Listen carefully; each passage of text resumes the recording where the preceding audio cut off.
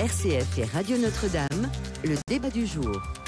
Il est 9h10, le débat du jour ce matin avec 3 débatteurs. Jérôme Cordelier, bonjour. Bonjour. Rédacteur en chef au magazine Le Point, chargé de la spiritualité. Vous publiez notamment Après la nuit, c'est chez Calman Lévy. Frédéric Pons, bonjour. Bonjour. Grand reporter spécialiste des questions militaires. L'Arménie va-t-elle disparaître? C'est chez Arthez. Ilyes Zouari, bonjour. Bonjour. Président du Centre d'études et de réflexion sur le monde francophone. Essayiste, également expert en géopolitique et en démographie. Tous les 3 avec vous, on va ce matin évidemment à revenir sur l'élection américaine, Louis Dauphren. Et oui, bien sûr, le monde est toujours sidéré, puisque Donald Trump a été très très largement réélu. Et donc ça appelle beaucoup de réflexions, beaucoup de remises en cause aussi peut-être, y compris sans doute aussi par les médias qui avaient projeté une victoire de Kamala Harris, ou peut-être désiré pour beaucoup d'entre eux une victoire de Kamala Harris. Aujourd'hui, il semble que ce soit, enfin c'est pas il semble, c'est la réalité est ce qu'elle est, il faut l'accueillir telle qu'elle, et on va en voir toutes les implications avec nos 3 invités. Et en un mot, dites-nous par mail direct@rcf.fr quel sentiment est le vôtre ce matin après cette réélection de Donald Trump. Direct@rcf.fr, direct@radionotre-dame.com. C'est donc, semble-t-il, l'Amérique déclassée qui a porté au pouvoir Donald Trump, mais peut-être pas seulement, parce que quand même, les écarts de voix, les écarts entre les grands électeurs sont quand même très importants et on ne s'attendait pas à un tel raz-de-marée. Le vote des femmes n'aura pas suffi pour Kamala Harris. Le vote non plus des stars, des célébrités qui s'étaient engagées à ses côtés. Et donc tout cela est analysé, dépioté, si je puis dire, par les médias qui essaient de comprendre ce phénomène. Un phénomène que l'on rattache à une vague aussi mondiale, y compris européenne. Comment l'Europe doit se positionner par rapport à cette nouvelle donne, c'est ce dont nous avons beaucoup parlé ce matin, notamment avec Arnaud Montebourg et d'autres invités. Et on va voir avec Frédéric Pons, Ilyes Zouari et Jérôme Cordelier ce qu'il en est, sachant que nous devrions être rejoints aussi dans quelques instants par Jean-Claude Beaujour, qui préside le Forum transatlantique et qui est à Washington. Il est aussi vice-président de France-Amérique. Frédéric Pons, d'un point de vue géopolitique, aujourd'hui, on raisonne différemment d'hier. Oui, parce que cette élection a été précédée par un certain nombre de déclarations de Donald Trump, alors des déclarations de campagne, mais qui s'inscrivent quand même dans une continuité assez exceptionnelle sur le plan des idées. Depuis 2016, on sait ce que pense Donald Trump, on sait quel est son fil rouge, et notamment sur le plan international, on peut dire qu'il n'a pas de doctrine, mais un fil rouge. Ce fil rouge, c'est America First, qui se décline en 2 mots, c'est protectionnisme et isolationnisme. Et à partir de là, on peut estimer que la relation des États-Unis avec le reste du monde, notamment avec l'Europe, va évoluer. Il y a des constantes, on les connaît, c'est le bras de fer avec la Chine, commercial, militaire et politique. Ça va continuer dans la ligne de Joe Biden, d'ailleurs. Le soutien indéfectible à Israël. Je pense que Donald Trump ne tordra pas le bras de Netanyahou pour faire arrêter cette guerre, ou les guerres à Gaza et au Liban. Donc pas d'évolution notable sur ce point. Sur ce plan-là, je ne crois pas. Je ne crois pas du tout. En revanche... Est-ce l'avis d'Ilyes Zouari? On va tout de suite te poser la question. Non, mais attendez, je termine. Oui. En revanche, pour l'Europe, là, beaucoup de choses vont changer. On commence par ce conflit à Gaza, Ilyes Zouari. Effectivement, monsieur Donald Trump est un soutien indéfectible à Israël. C'est un soutien que l'on pourrait presque qualifier d'aveugle, même si en réalité, je pense qu'il est capable, contrairement à bien d'autres présidents américains avant lui, de tordre le bras, s'il le faut, à Israël, s'il estime en tout cas que la politique israélienne commence à nuire véritablement aux intérêts américains, ce qui d'ailleurs commence à être le cas dans la région. Dans quelle mesure ? Il y a un phénomène de rejet de plus en plus important des États-Unis dans la région, qui va faire qu'augmenter. Et on sait également que plus la guerre en Israël, donc menée par Israël contre le Liban, contre Gaza, durera, plus cela sera de nature à augmenter l'influence de l'Iran dans la région, ainsi que des mouvements politiques d'opposition islamistes. On a vu d'ailleurs le succès des islamistes récemment en Jordanie. Donc voilà, donc ça risque de nuire à terme aux intérêts américains. Je pense que là, Donald Trump aura le courage, contrairement à ses prédécesseurs, de tordre le bras, de taper du poing sur la table pour pousser Israël à mettre un terme à cette politique guerrière. Et puis d'ailleurs, n'oublions pas que Donald Trump lui-même, même si c'est un adepte des déclarations incendiaires, violentes, brutales en politique étrangère, même à l'ONU, ce n'est pas en réalité quelqu'un de véritablement va-t-en-guerre. C'est quelqu'un qui en réalité n'aime pas trop les guerres. Et c'est, je dirais, au risque de surprendre certains, que c'est plus un faiseur de paix qu'un initiateur de guerre. Voilà. Et donc on peut attendre quelque chose qui bouge sur ce terrain-là. Je pense que c'est possible. C'est un pragmatique aussi. Un pragmatique, C'est très pas un pragmatique. idéologue. Alors Voilà. il peut effectivement, Tout à fait, notamment en comme le Europe. dit Ilyes, Voilà. essayer de calmer Netanyahou. Moi, je n'y crois pas. Il va laisser cette guerre aller jusqu'au bout, cette guerre israélienne, en sachant que Israël approche de ses buts de guerre, la destruction du Hamas et l'affaiblissement significatif du Hezbollah, dans un contexte où l'Iran est affaibli. L'Iran est en train de perdre tout à fait. une de ses marionnettes essentielles au Proche-Orient, c'est-à-dire le Hezbollah, qui intervenait aussi bien en Syrie qu'au Liban. Et donc, Trump n'est pas mécontent finalement des résultats obtenus par Netanyahou. Les chrétiens, la droite chrétienne américaine qui a soutenu Donald Trump a-t-elle des exigences en matière de protection des chrétiens d'Orient? Pas vraiment. Leurs exigences portent plutôt sur Israël, sur la protection des Juifs. Les chrétiens d'Orient, du Liban, d'Irak et d'ailleurs, ne sont pas une priorité pour les évangélistes américains. C'est le moins que l'on puisse dire. Il y a une véritable déconnexion entre les deux. D'ailleurs, ça nous renvoie à... donc, on parle, pour revenir aux évangélistes américains qui sont assez nombreux, qui seraient aujourd'hui à peu près un quart de la population américaine, même si certaines études disent qu'ils seraient plutôt peut-être 2-3 fois moins nombreux que ce qu'on pense. Mais en tout cas, toujours est-il que ce sont plusieurs dizaines de millions de personnes. Et parmi ces dizaines de millions de personnes, vous avez plusieurs millions, peut-être une vingtaine ou une quinzaine, qui sont ce qu'on appelle les sionistes chrétiens. Aujourd'hui, qui sont un phénomène un peu particulier. Qui consiste en fait à un soutien aveugle à Israël. En gros, il y a une manière, je dirais une vision assez binaire des choses au niveau international. En gros, il y a le bien, le mal, nous sommes les gentils, les autres sont les méchants. Il n'y a pas de véritable travail de réflexion et d'analyse avant de prendre position, notamment sur la question israélienne.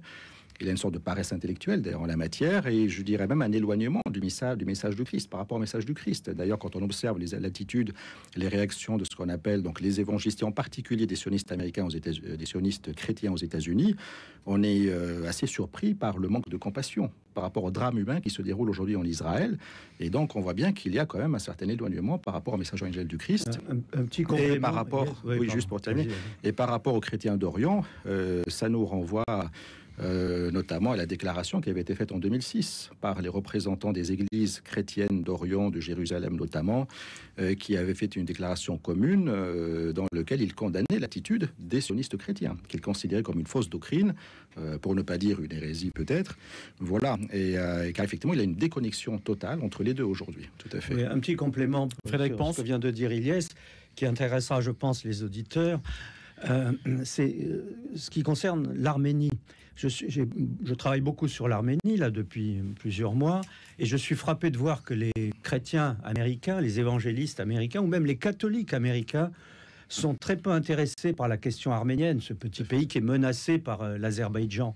Il y a là-bas, c'est vrai, peut-être 3 millions de chrétiens, ça n'est pas énorme, mais ils sont un peu livrés à eux-mêmes, et les Américains ne s'en occupent pas. Et donc c'est quand même un paradoxe que ces milieux-là ne parviennent pas à se parler, ni même à entrer peut-être même simplement en dialogue, en connexion pour se faire connaître l'un l'autre. On a deux milieux qui sont, semble-t-il, très étanches alors qu'ils partagent tous les deux une foi au christianisme. Tout à fait. Puis d'ailleurs, depuis que les États-Unis ou les pays anglo-saxons globalement ont commencé à s'intéresser à cette région du Moyen-Orient, ça n'a eu qu'un impact très négatif sur les chrétiens d'Orient. Comme je l'avais rappelé lors d'une ancienne émission auparavant, c'est un exemple parmi d'autres. Donc 12 siècles de domination chrétienne musulmane de la région, sans tenir compte de la période des croisades, n'avaient jamais remis en cause le statut chrétien de la ville de Bethléem. Il aura suffi de quelques décennies de politique d'agression israélienne portée à bout de bras par les anglo-saxons, en particulier les États-Unis, pour que Bethléem ne soit plus une ville chrétienne. Et effectivement, il y a une déconnexion très importante entre les deux aujourd'hui. C'est une chose qui est régulièrement reprochée par les chrétiens d'Orient, qui parfois d'ailleurs considèrent que les chrétiens d'Occident, en particulier aux États-Unis, sont véritables chrétiens. Et ça se voit aussi dans le silence aujourd'hui qui existe parmi les chrétiens d'Occident et surtout parmi les chrétiens américains sur les persécutions de plus en plus importantes qui sont faites contre les chrétiens d'Israël, qui atteignent aujourd'hui des niveaux records. Et puis d'ailleurs, pour revenir à ce qu'on disait tout à l'heure, je pense que, vous savez, est-ce vraiment étonnant pour les chrétiens évangéliques pour une certaine partie donc, des chrétiens des États-Unis, leur pays, c'est un peu la Nouvelle-Jérusalem, quelque part. Voilà. Donc pour eux, l'Orient, c'est l'ancien monde. C'est un archaïsme. Part.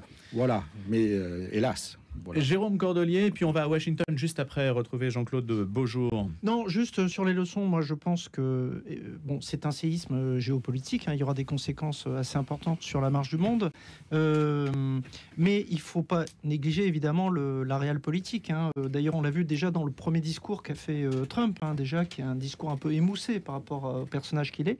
Le facteur religieux a été très important, hein, il faudra le décortiquer de manière précise parce qu'on voit que Donald Trump prend dans tous les groupes confessionnels. Ce qui est intéressant aussi, surtout sur une radio comme Radio Notre-Dame et RCF, de radio chrétienne, c'est de voir comment cet homme qui est vraiment aux antipodes, quand même, on peut dire, du comportement chrétien dans sa vie personnelle, hein, c'est-à-dire plusieurs fois divorcé, une vie dissolue, pris dans les scandales financiers, dans les scandales sexuels, a réussi cette captation spirituelle, on peut dire, sur les chrétiens identitaires. Donc ça interroge les États-Unis, mais ça interroge plus globalement le monde aussi. Et ensuite, je pense qu'il y a une chose à aussi aborder, qu'on a commencé à aborder un peu dans le détail microscopique, mais c'est donc ce facteur religieux, mais aussi le facteur personnel. Et donc, c'est très important chez Trump, le facteur personnel. D'ailleurs, on l'a vu, ce corps, il a joué beaucoup sur son corps, hein, pendant cette campagne. Il en a parlé, c'est un mot qu'il a utilisé dans son discours, hein, le mot corps, alors que normalement, il fait des discours qui sont susceptibles d'être accessibles à la fois à la ménagère et à l'enfant. Enfin, tout le monde essaye de brasser large. Et par exemple, d'un point de vue international, ce qui va jouer beaucoup, on a parlé du Moyen-Orient, mais c'est aussi sur l'Ukraine. C'est-à-dire que c'est un homme qui méprise Vladimir Zelensky, pardon, je me suis trompé. Volodymyr, voilà. Et donc, ça va jouer évidemment sur la guerre en Ukraine. Hein. Est-ce qu'il va le faire le marchepied pour Poutine dans cette partie du monde? Et ensuite, et j'en terminerai là, on voit bien un resserrement du monde vers une dimension autocrate. Donc ça aussi, ça va peser la dimension personnelle et la dimension autocratique de tous ces leaders qui sont dans une vision du monde qui est plus rétrécie, évidemment, qu'une vision plus planétaire, qui est un peu en opposition par rapport à une globalisation assez large du monde et des pensées. On prend la mesure. Ilyes Zouari, très rapidement sur ce que disait M. Pence. Effectivement, je pense comme M. Pence que Donald Trump laissera Israël encore terminer sa politique, essayer de atteindre ses objectifs. Mais par contre, je pense qu'il fixera une limite temporelle. Voilà, ce qui n'a pas été le cas jusqu'au présent. Et on parlera de l'Ukraine dans un instant. Jean-Claude Beaujour, bonjour. Bonjour. Il est 3h du matin à Washington. Je vous remercie d'être avec nous ce matin parce que c'est sympathique de nous faire l'amitié de votre présence. Vous êtes avocat d'affaires, président du Forum transatlantique, vice-président de France-Amérique. Est-ce qu'on peut avoir votre appréciation sur la manière dont c'est vécu chez vous? À Washington, Kamala Harris, ça fait quasiment le plein des voix, hein, 96%. Trump est tout à fait résiduel. Hein. Oui, mais la circonscription de Washington DC est une petite circonscription. Il y a très peu d'électeurs. Ce qui est plutôt important ici, c'est qu'il y a un vote massif en faveur de Donald Trump. Celui-ci emporte bien évidemment la présidence, un nombre de grands électeurs qui est qui est ce qu'il est, plus de 290 grands électeurs. Et puis surtout, le Congrès sera républicain. La Cour suprême l'est déjà majoritairement, pour employer ce mot qui est bien réducteur, parce qu'il a quasiment 6 juges qui lui sont plutôt favorables sur les 9 que comprennent la Cour suprême. Donc effectivement, il a l'ensemble des éléments en main. Ce qui peut surprendre malgré tout, c'est qu'en dépit de tout ce qui a été dit, en dépit des déclarations, etc., il y a un vote, et je respecte le suffrage universel, il y a un vote massif qu'il faut interpréter, il faut s'interroger sur le message qu'a voulu envoyer l'ensemble de la population américaine. Parce que hier, non seulement c'est le peuple américain qui a voté, mais on s'est beaucoup interrogé avec d'autres Européens en fin de journée, hier après-midi, qui consiste à se demander quel impact cela peut avoir, y compris sur l'évolution de nos propres démocraties. Est-ce que en Europe, par exemple, dans les prochains scrutins qui sont à venir, est-ce que les Européens vont aller dans ce sens où effectivement il y a une coloration très, très forte. Et cet après-midi, lorsque Madame Harris s'est exprimée, elle a été obligée non seulement de reconnaître sa défaite, mais aussi d'exprimer, de reconnaître qu'il y a quelque chose qui s'est produit. Elle a beaucoup parlé de la défense de la démocratie, elle a beaucoup parlé d'un certain nombre de valeurs, et pourtant, le peuple américain, dans sa majorité cette fois, lui a tourné le dos, n'a pas adhéré aux propositions qu'elle faisait, et donc ça interpelle. La dernière fois, Donald Trump avait gagné en nombre de grands électeurs, mais il avait perdu le suffrage populaire, il n'était pas majoritaire en termes de voix dans l'ensemble du pays. Cette fois, sa victoire est très nette. Comment expliquez-vous, Jean-Claude Beaujour, qu'avec le Capitole, qu'avec un discours masculiniste, avec les excès de Donald Trump, avec tout ce qu'il a pu représenter, tout ce que les médias ont pu dire de lui, comment expliquez-vous aussi que, comme Kamala Harris se présentait comme la candidate des institutions, de la modernité, du progrès, tout un discours sur les valeurs, que ça n'ait pas du tout fonctionné du côté démocrate et que c'est fonctionné du côté de Trump de manière absolument stupéfiante? Alors, moi je pense qu'il y a plusieurs explications qui sont possibles. La première, c'est que dans un système bipartisan, vous avez le choix entre A et B. Et là, pour le coup, Mme Harris a d'abord perdu l'élection parce que probablement, et là encore il est peut-être un petit peu trop tôt, mais on le verra quand on va analyser en profondeur l'ensemble des résultats, Mme Harris a perdu probablement, tout d'abord techniquement parce qu'elle n'a eu que 3 mois de campagne, ce qui est finalement assez court pour faire une campagne de cette nature. Ce qu'il faut savoir, c'est qu'au moment où elle se présente à la mi-juillet, 30% des Américains ne savent pas qui elle est. Le vice-président n'a pas une marge de manœuvre extrêmement importante, il est souvent réduit au silence. Souvenez-vous d'ailleurs que la relation président-vice-président est toujours une relation un peu compliquée. Juste pour mémoire, lorsque Kennedy était président, il tenait absolument à ce que son vice-président Lyndon Johnson se taise. Il était en conflit, il ne souhaitait pas que son vice-président s'exprime. Donc c'est la première difficulté de Mme Harris, qui, de surcroît, était la sortante d'un candidat qui ne se représentait pas. Il lui était difficile, donc il faut lui reconnaître, après on verra les autres aspects, mais il est difficile d'être le sortant d'un candidat, donc d'avoir une politique ou de proposer quelque chose de fondamentalement novateur, alors que indirectement, elle était aussi comptable de la politique de Joe Biden. Et donc c'était sa difficulté, faire la différence par rapport à une politique qu'elle avait soutenue. Jean-Claude Beaujour, je suis obligé de vous arrêter pour les infos. On va laisser passer les infos dans quelques instants. Vous restez bien avec nous. On va vous retrouver juste après. On vous retrouvera aussi autour de questions géopolitiques liées à l'Ukraine. Je vous propose que notre débat continue avec Ilyes Zouari, Frédéric Ponce et Jérôme Cordelier après les infos, Pierrick Dubois. Et oui, on retrouve Cécile Mérieux. Continuez à réagir par mail, direct@rcf.fr, direct@radionotre-dame.com. On lira vos réactions tout de suite après la page information.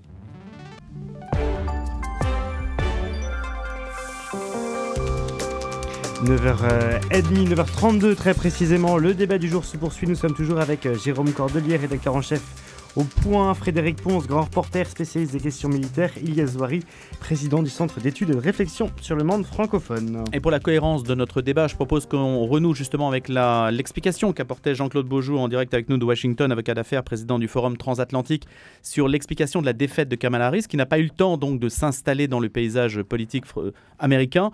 Et puis on verra d'autres dossiers qui nous touchent particulièrement, nous autres Européens, du point de vue de la défense et de la situation en Ukraine.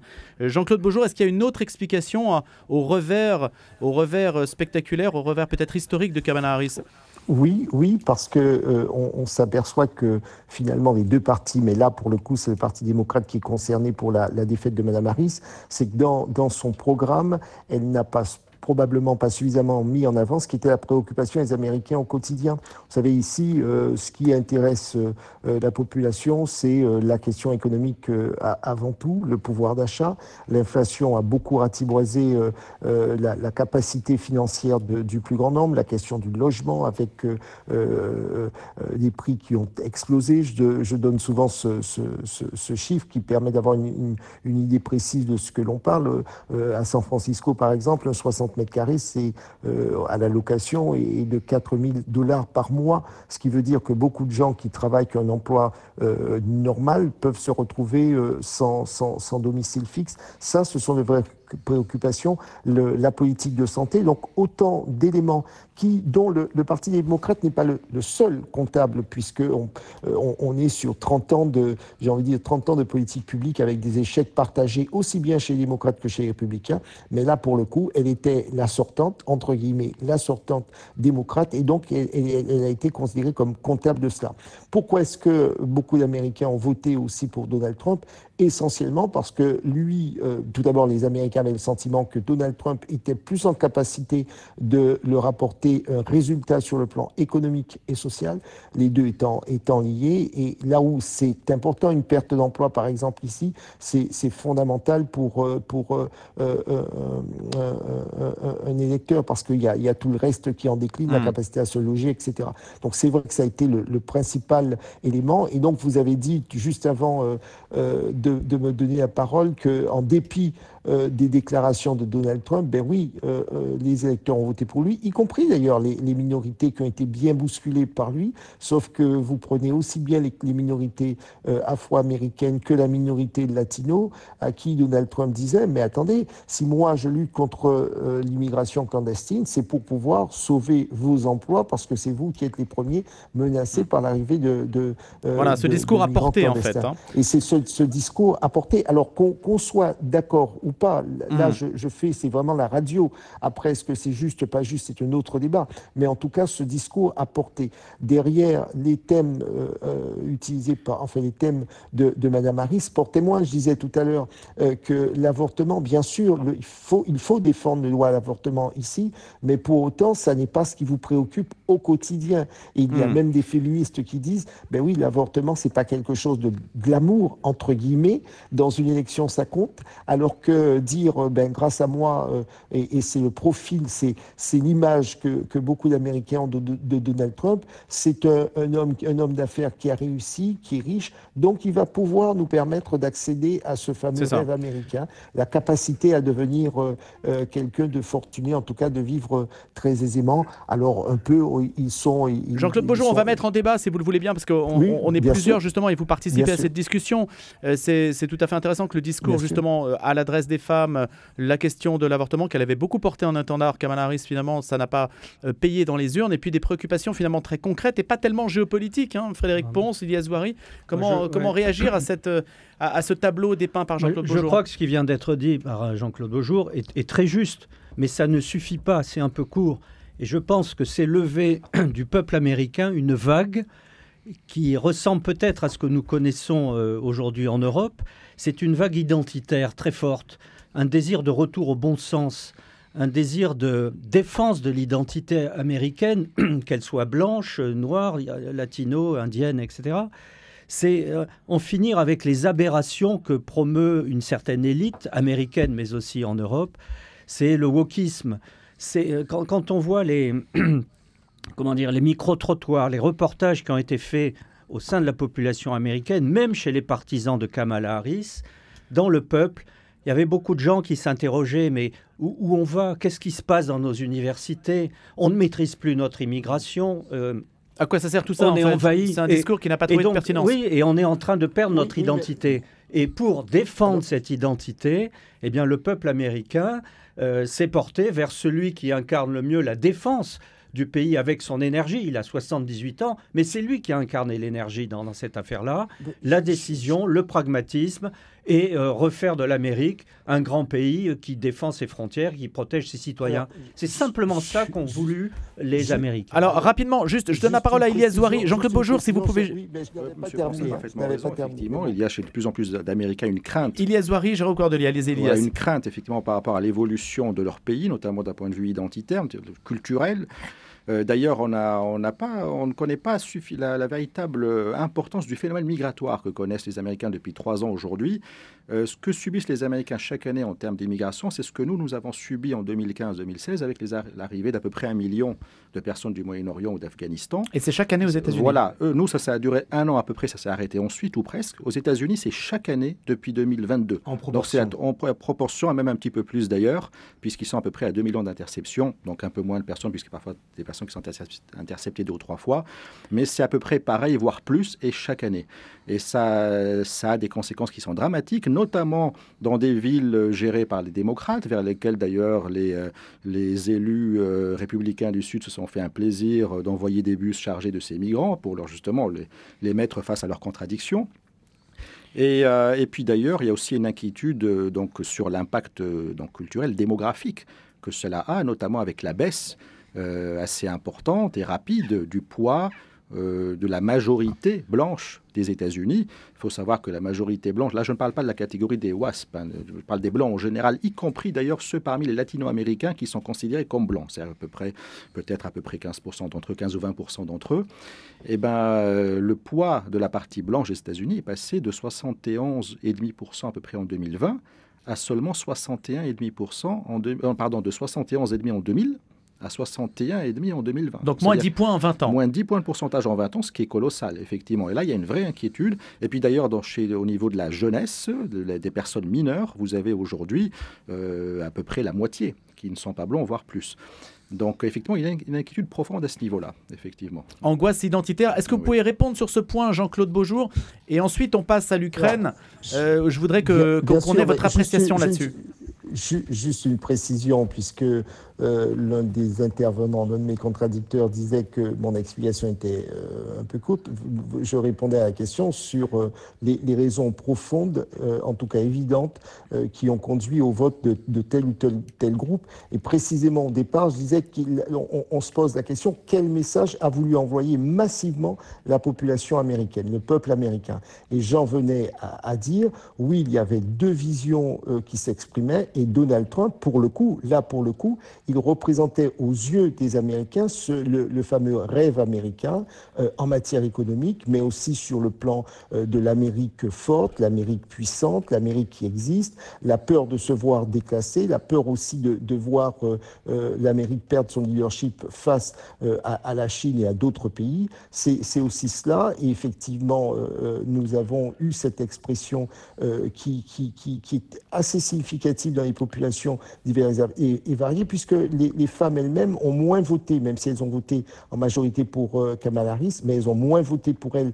que lors de scrutins précédents, parce que précisément le programme de Mme Harris ne correspondait pas à ce qui est pour l'Américain aujourd'hui, ce qui représente leurs préoccupations réelles. Oui, la question migratoire est au centre du jeu, l'a été non seulement dans les États frontaliers, mais aussi dans le reste de l'Amérique. Et donc le MAGA, le fameux MAGA, Make America Great Again, a fonctionné en tout cas auprès de cette Amérique-là qui voulait entendre ce discours-là. Jérôme Cordelier, et ensuite on fait une incursion sur le dossier ukrainien et on parlera de Notre-Dame de Paris après. Oui, je pense que c'est un peu tôt quand même de tirer toutes ces conséquences. C'est-à-dire qu'il y a, sur l'ancrage identitaire, évidemment, on voit bien, c'est devenu une banalité de dire ça, le repli sur chacun, sur ses frontières, etc. Mais il y a eu quand même une gigantesque opération marketing effectuée par Donald Trump sur ces choses qui sont dans les esprits. En plus, en faisant oublier ce qu'il est réellement. Mais ça n'aurait pas dû fonctionner, Jérôme. Ça n'aurait pas dû fonctionner vu tout ce qui a été fait pour l'empêcher de se présenter, par exemple. Il y a quand même un facteur qui est important aussi, c'est le facteur notoriété. Jean-Claude Beaujour l'a évoqué. C'est-à-dire que Kamala Harris partait avec un handicap très fort par rapport à Donald Trump sur ce facteur personnel, ce facteur notoriété. Ensuite, il faut voir quand même qu'il faut quand même décortiquer cette espèce de hold-up qui est fait sur le peuple par quelqu'un qui est aux antipodes de tout ce que représentent ces électeurs supposés. C'est-à-dire que c'est quand même... Attendez, je termine juste, pardon. C'est quand même quelqu'un qui appartient à l'élite, qui a été une incarnation d'une certaine élite de Washington. Ensuite, c'est quelqu'un qui est une vie complètement aux antipodes, par exemple, des chrétiens qui vont voter pour lui. Il faut quand même le dire avec force. C'est une opération de marketing. Je comprends le mot, évidemment. En tant que journaliste, on aime bien des formules comme ça, mais clairement, le peuple a parlé. Si Trump avait été élu avec 51,3%, on pourrait dire oui, là c'était ric-rac, il y a eu un hold-up, les gens se sont trompés. Bon. Mais là, c'est quand même un vote massif, vote populaire. Voilà, il y a 5-6 millions c'est un grand chelem, de voix d'écart. Jean-Claude Beaujour l'a rappelé d'ailleurs. Le Congrès, le Sénat, la Chambre des représentants. Enfin, absolu. Et même dans les référendums locaux, il y a beaucoup d'indications très intéressantes qui commencent à sortir. Je crois que profondément... Par exemple que l'avortement n'a pas mobilisé les foules. Enfin, la défense du droit à l'avortement n'a pas mobilisé les foules. Il y a des résultats selon les États assez contradictoires. Et ça n'est pas ça qui a motivé les gens dans l'élection. Encore une fois, je pense sincèrement qu'il y a eu un rejet de la culture élitiste représentée par Kamala Harris et les concerts... Et par Donald Trump. Oui, mais il n'est pas perçu comme ça. Ce qui compte, c'est la perception. Sur le mot hold-up, oui. Je suis d'accord avec vous, je ne remets pas en cause la légitimité. Voilà. En plus, c'est tout à fait lisible, il n'y a pas de souci là-dessus. Je parlais juste du côté marketing. C'est un pro du marketing et donc du marketing populiste. Oui, donc ça, c'est là où je parle, c'est d'un hold-up marketing. Oui. Ça va au-delà aussi, mais il ne faut pas non plus surexagérer, je pense, la dimension politique pure. Alors, il y a un message. Messieurs, je vous arrête, il y a un message. Les auditeurs réagissent en nombre à ce que vous dites sur direct@rcf.fr et direct@radionotre-dame.com. Nombreux sont ceux qui s'inquiètent pour la planète, le mur climatique. Donald Trump est un grossier personnage, nous dit Joseph. Marie-Laure, elle, nous dit il va pouvoir s'appuyer sur le monde d'avant pour aller vers l'avenir et remettre en place des lois pro-vie, je cite cette auditrice, et l'arrêt des guerres pour le bien commun et la gloire de Dieu, s'enthousiasme-t-elle visiblement dans son mail. Peut-être l'arrêt des guerres, parlons-en. L'arrêt des guerres, justement, avec l'Ukraine, puisque le temps passe et je voulais qu'on aborde cette question-là. Sur le dossier ukrainien, ce qu'il est en mesure de faire, que peut-il imposer aux belligérants actuels en Ukraine? Frédéric Ponce, Ilias Zouari, Jérôme Cordelier et Jean-Claude Beaujour. Assez rapidement, parce qu'il nous reste peu de temps. Très vite, il a annoncé beaucoup de choses, mais ce sont des propos de campagne. On sait qu'il est plutôt isolationniste et qu'il n'aime pas les guerres. Ça, c'est une chose. Après, il y a le fardeau que représente la guerre dans laquelle les Américains sont engagés. C'est la guerre de l'Ukraine contre la Russie ou de la Russie contre l'Ukraine. Les Américains en sont à pratiquement 90 milliards de dollars de dépenses depuis 2022 au chevet de l'Ukraine. C'est beaucoup pour un président qui veut rétablir le pouvoir d'achat dans son pays et qui veut consacrer des sommes importantes à la lutte contre l'immigration. Tous ces milliards donnés à l'Ukraine, qui est un des pays les plus corrompus de la planète, et tout le monde le sait, tous ces milliards vont être récupérés. Ça veut dire que Trump, n'aimant pas les guerres et voulant faire des économies, va certainement pousser Zelensky à accepter un cessez-le-feu. Et dans un second temps, il y aura une négociation qui va s'engager. C'est vrai que ça fait le jeu de Poutine, mais ça épargnera des vies ukrainiennes très certainement. Et le contribuable américain y trouvera son compte au final. Ilias Zouari. Effectivement, Donald Trump est un pragmatique, comme vous l'avez dit tout à l'heure. Je pense qu'assez rapidement, il essaiera de mettre un terme au soutien massif des États-Unis à l'Ukraine, en arrêtant cette guerre par là même. Assez rapidement, il devrait de facto reconnaître les gains territoriaux de la Russie d'une manière ou d'une autre, en tout cas dans une large mesure. Voilà. Et reconnaître les gains territoriaux, ça veut dire une ligne de non-belligérance, ça veut dire que la Russie absorbe les oblasts de l'Est. Éventuellement, il faudrait voir dans les détails comment, mais je pense que en grande partie, il reconnaîtra les gains territoriaux de la Russie. Voilà, d'une manière ou d'une autre, ça reste à définir. Et voilà, donc pour le Proche-Orient, je pense en tout cas qu'il essaiera d'accélérer la fin de la guerre. Et pour l'Ukraine aussi. Pour l'Ukraine, voilà. Alors, un autre conflit également dont on ne parle jamais, c'est la question du Congo et du Rwanda. Il faut savoir que le Rwanda agresse le Congo. Et là, ce sont les Américains qui sont dans le rôle du méchant, et même archi-méchant, à tel point d'ailleurs que le Rwanda, aujourd'hui, près de 50% de ses exportations viennent du pillage des ressources du Congo, ce qui est un cas unique au monde et peut-être même dans l'histoire de l'humanité. C'est avec le soutien américain. Est-ce que sa politique changera en la matière? Je ne suis pas certain. Ça reste, on verra. Voilà, ça fait partie des guerres non médiatisées voilà, dont il faut parler. La RDC est le plus grand pays francophone du monde et c'est un des plus grands pays catholiques du monde. Et pour la question migratoire, très rapidement, sa politique de fermeture ou de quasi-fermeture des frontières entraînera une pression migratoire accrue sur l'Europe, même si la plupart de ceux qui vont aux États-Unis sont d'Amérique latine, mais ça augmentera un petit peu la pression sur l'Europe. Ça augmentera aussi la pression migratoire sur le Canada, qui est devenu depuis quelques années une terre d'asile pour les émigrants se trouvant aux États-Unis qui n'arrivent pas à régulariser leur situation. Ça avait commencé sous la première mandature de Trump. Ça va s'accélérer encore, je pense, actuellement. Et aussi augmentera la pression migratoire sur la Guyane, je pense aussi, notamment sur les quelques dizaines de milliers d'Africains de l'Ouest qui, depuis 3-4 ans, c'est très nouveau, commencent à emprunter la route de l'Amérique latine pour se rendre aux États-Unis via la frontière mexicaine et qui seraient peut-être tentés de passer plutôt par la Guyane, comme le font déjà certains réfugiés du Moyen-Orient depuis quelques années. Jean-Claude Beaujour, sur la question ukrainienne.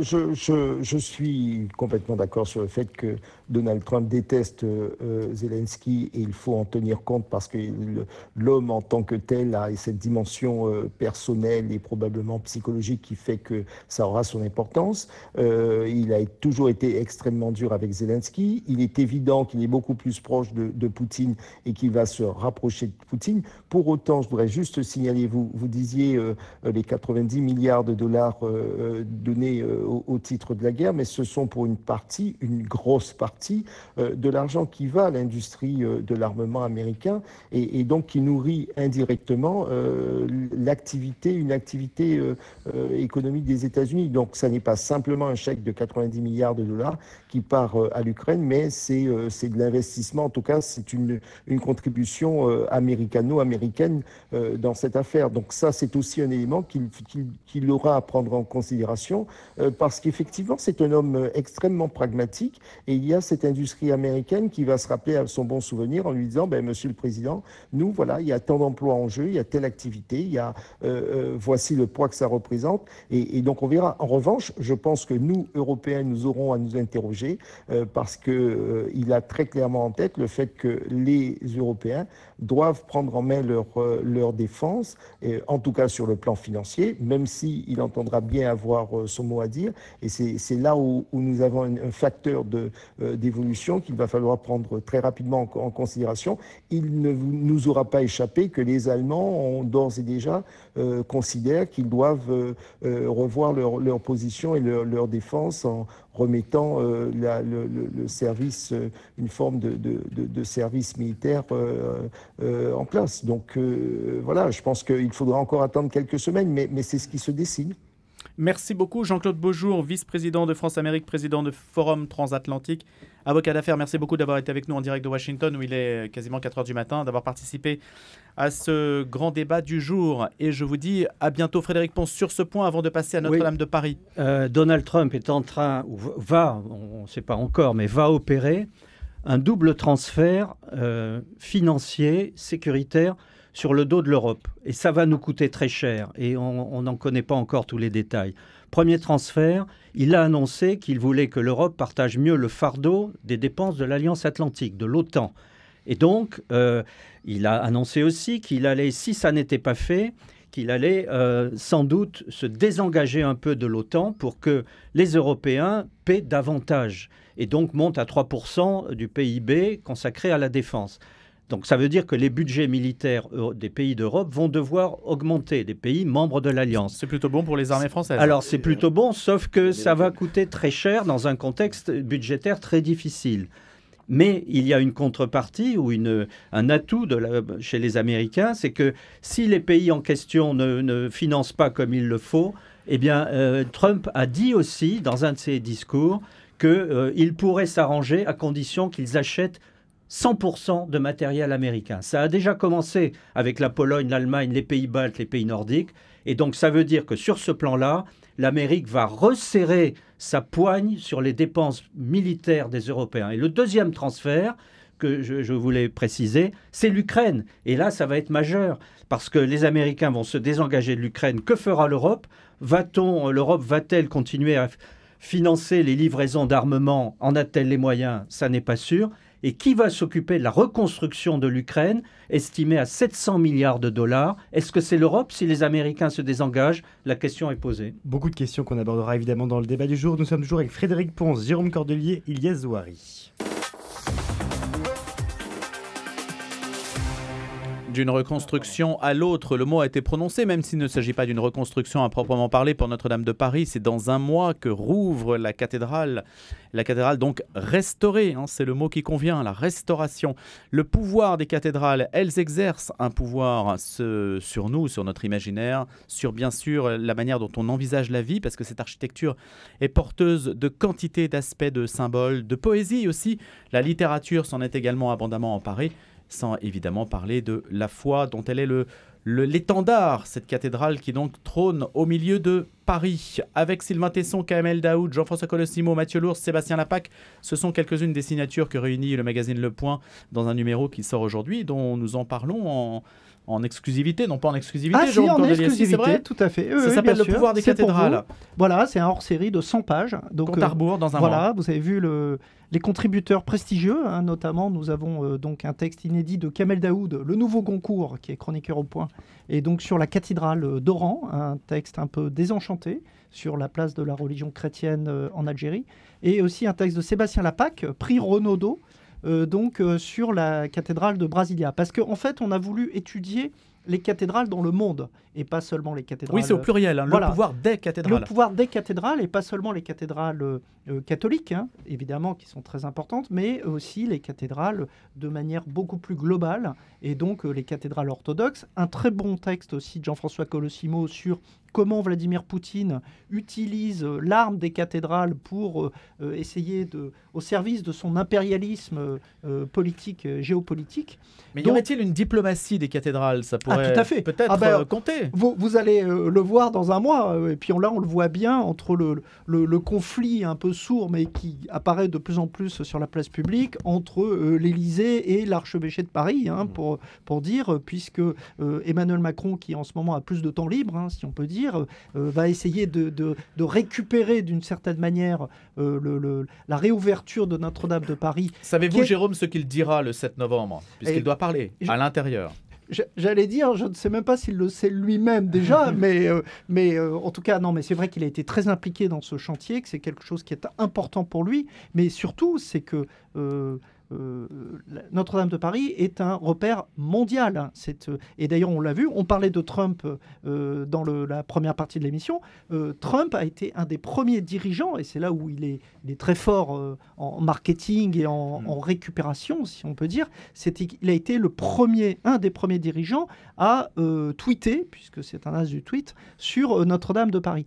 Donc, de tout temps, si vous voulez... les cathédrales ont exercé une fascination sur les puissants. Et bien entendu, pourquoi ? Parce que les cathédrales, c'est la puissance éternelle contre un pouvoir politique et spirituel aussi de plus en plus fugace. C'est-à-dire que les puissants qui ont le pouvoir qui leur file entre les doigts, les prélats, les souverains, y compris les révolutionnaires, les présidents de la République, essaye de récupérer dans ces vieilles pierres éternelles un morceau justement d'éternité. Et c'est ça qui est fascinant, c'est qu'on dit, par exemple, notamment dans une Europe de plus en plus déchristianisée, on voit l'arrogance de l'homme-dieu qui croit qu'il est tout-puissant et qui peut tout gérer lui-même, c'est-à-dire cet oubli de la transcendance. Eh bien, les gens vont en masse dans les cathédrales. On le voit bien. Et c'est pas uniquement... Il y a des pèlerins, évidemment, mais il y a beaucoup de curieux. Il y a beaucoup de gens qui vont dans des cathédrales, qui deviennent des lieux culturels, des lieux de beauté et qui sont accessibles, on l'espère, malgré les interventions récentes de Rachida Dati, qui sont des lieux d'accession à la beauté et à la culture de manière gratuite. Sur la question, oui, voilà, de savoir si l'entrée sera un jour payante. Ilyes Zouari, à un mois, je le disais à l'instant, dans le compte à rebours, on y sera bien sûr autant que possible, hein, puisqu'il y a encore beaucoup d'inconnus sur la manière dont la chose va s'organiser. Et quand je vous posais la question de savoir si Emmanuel Macron parlerait, de quoi parlerait-il, eh bien, on ne le sait pas. Et... On ne sait pas s'il va parler à l'intérieur ou à l'extérieur. Voilà, parce que vous savez qu'il avait parlé l'archevêque à l'intérieur. Voilà, normalement, c'est à l'intérieur. Oui, enfin l'archevêque n'a Et pas l'air contre. d'accord là-dessus. hein. Au Collège des Bernardins, on sait que ça avait marqué les esprits. C'était un discours qui avait beaucoup retenu l'attention. Ilyes Zouari, comment appréhendez-vous cet En événement? tout cas, c'est une excellente nouvelle. C'est un repère mondial, comme vous l'avez à juste titre rappelé. D'ailleurs, j'avais lu récemment que le coût de la reconstruction est estimé à environ 850 millions d'euros qui auraient été dépensés ces 5 dernières années. 846 ou 48. Voilà. Ce qui correspond à peu près, si ma mémoire est bonne, à la somme des dons qui avaient été reçus par la France dans les 10 jours qui avaient suivi l'incendie et du monde entier. Et il reste Des 120 États-Unis millions. à la Russie. Il reste 120 Voilà, donc preuve que c'est un repère mondialement connu, mondialement apprécié. Alors, faut-il en profiter justement pour faire payer l'accès, comme le proposent pas mal de personnes, d'ailleurs pas seulement Archidati, Stéphane Bern et tant d'autres. Je pense qu'on peut peut-être en débattre, en tout cas pour les visiteurs, pas pour les On en a fidèles, débattu et naturellement. on renouvellera la Mais, question, le voilà. sujet. Merci beaucoup à tous les trois. Beaucoup, Jérôme Cordelier, rédacteur en chef au magazine Le Point. On cite donc Le pouvoir des cathédrales, ce hors-série aujourd'hui en kiosque. Frédéric Ponce, grand reporter spécialiste des questions militaires. Ilyes Zouari, président du Centre d'études et de réflexion sur le monde francophone.